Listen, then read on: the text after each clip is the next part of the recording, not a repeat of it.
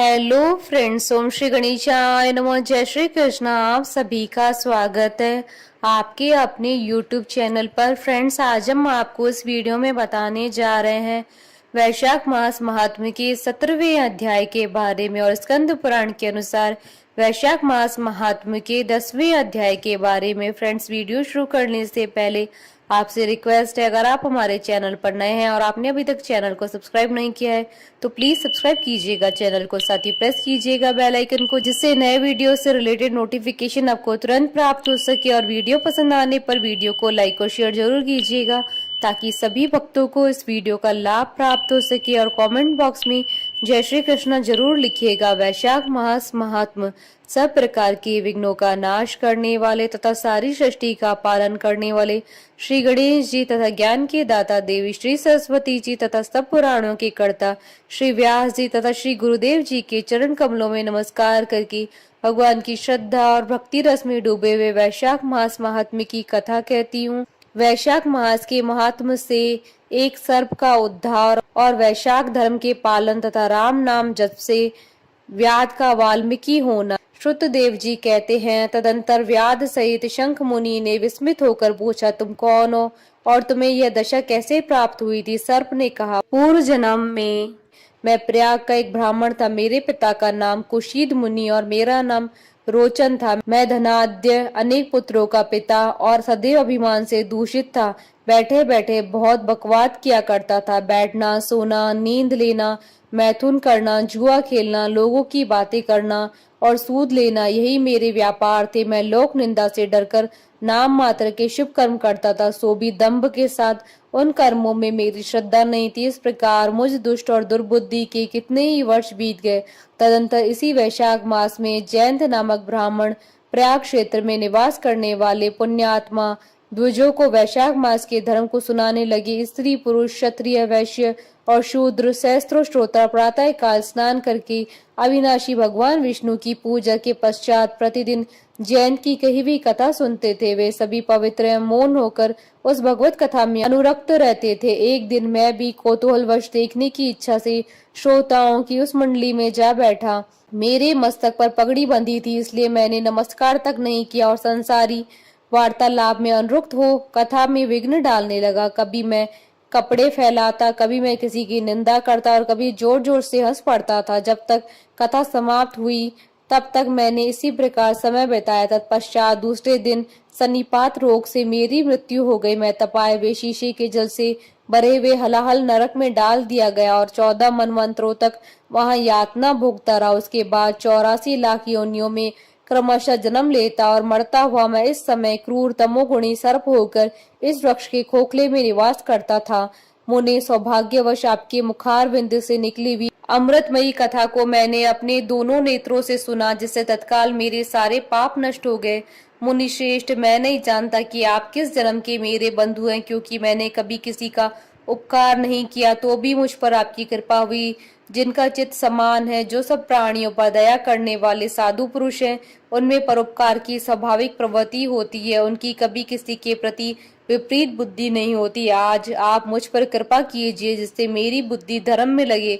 देवादिदेव भगवान विष्णु की मुझे कभी विस्मृति न हो और साधु चरित्र वाले महापुरुषों का सदा ही संग प्राप्त हो। जो लोग मद से अंधे हो रहे हों, उनके लिए एकमात्र दरिद्रता ही उत्तम अंजन है। इस प्रकार नाना भांति से स्तुति करके रोचन ने बार बार ऋषि शंख को प्रणाम किया और हाथ जोड़कर चुपचाप उनके आगे खड़ा हो गया। तब ऋषि शंख ने कहा, ब्राह्मण, तुमने वैशाख मास और भगवान विष्णु का महात्म्य सुना है। इससे उसी क्षण तुम्हारा सारा बंधन नष्ट हो गया। द्विज श्रेष्ठ, परिहास, भय, क्रोध, द्वेष, कामना अथवा स्नेह से भी एक बार भगवान विष्णु के पापहारी नाम का उच्चारण करके बड़े बड़े भारी पापी भी रोग शोक रहित वैकुंठ धाम में चले जाते हैं। फिर जो श्रद्धा से युक्त हो, क्रोध और इंद्रियों को जीतकर सबके प्रति दया भाव रखते हुए भगवान की कथा सुनते हैं, वे उनके लोक में ही जाते हैं। इस विषय में तो कहना ही क्या है। कितने ही मनुष्य केवल भक्ति के बल से एकमात्र भगवान की कथा वार्ता में तत्पर हो, अन्य सब धर्मों को त्याग कर देने पर भी भगवान विष्णु के परम पद को पा लेते हैं। भक्ति से अथवा द्वेष आदि से भी जो कोई भगवान की भक्ति करते हैं, वे भी प्राणहारिणी पूतना की भांति परम पद को प्राप्त होते हैं। सदा महात्मा पुरुषों का संग और उन्हीं के विषय में वार्तालाप करना चाहिए। रचना शिथिल होने पर भी जिसके प्रत्येक श्लोक में भगवान के सुयश सूचक नाम है, वही वाणी जन समुदाय की पाप राशि का नाश करने वाली होती है, क्योंकि साधु पुरुष उसी को सुनते गाते और कहते हैं। जो भगवान किसी के कष्ट साध्य सेवा नहीं चाहते, आसन आदि विशेष उपकरणों की इच्छा नहीं रखते तथा सुंदर रूप और जवानी नहीं चाहते, अपितु एक बार भी स्मरण कर लेने पर अपना परम प्रकाश में वैकुंठ धाम दे डालते हैं, उन दयालु भगवान को छोड़कर मनुष्य किसकी शरण में जाए। उन्हीं रोग शोक से रहित चित्त द्वारा चिंतन करने योग्य अव्यक्त दया निधान भक्त वत्सल भगवान नारायण की शरण में जाओ।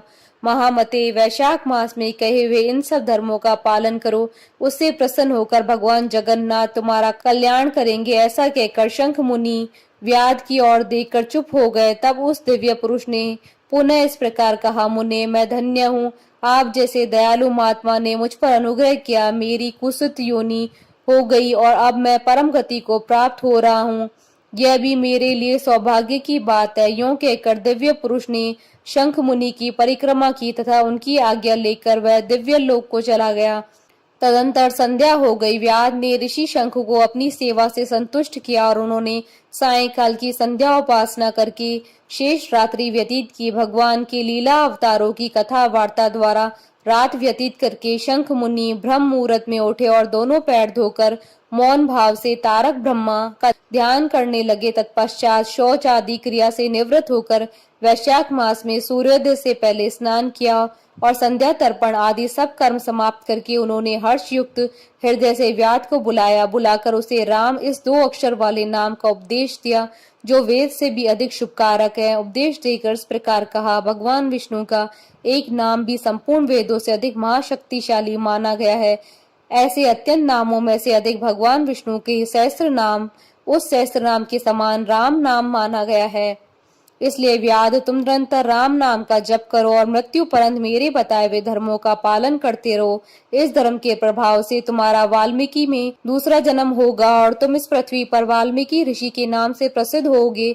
व्याध को ऐसा आदेश देकर मुनिवर शंख ने दक्षिण दिशा को प्रस्थान किया। व्याध ने भी शंख मुनि की परिक्रमा करके बार बार उनके चरणों में प्रणाम किया और जब तक वे दिखाई दिए तब तक उन्हीं की ओर देखता रहा। फिर उसने अति योग्य वैशाखों युक्त धर्मों का पालन किया। जंगली कैद, कटल, जामुन और आम आदि के फलों से राह चलने वाले थके मांदे पथिकों को वह भोजन कराता था।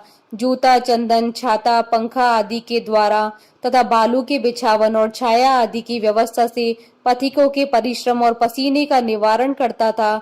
प्रातः काल स्नान करके दिन रात राम नाम का जप करता था। इस प्रकार धर्मानुष्ठान करके वह दूसरे जन्म में वाल्मीकि का पुत्र हुआ। उस समय वह महायशस्वी वाल्मीकि के नाम से विख्यात हुआ। उन्हीं वाल्मीकि जी ने अपने मनोहर प्रबंध रचना द्वारा संसार में दिव्य राम कथा को प्रकाशित किया, जो समस्त कर्म बंधनों का उपच्छेद करने वाली है।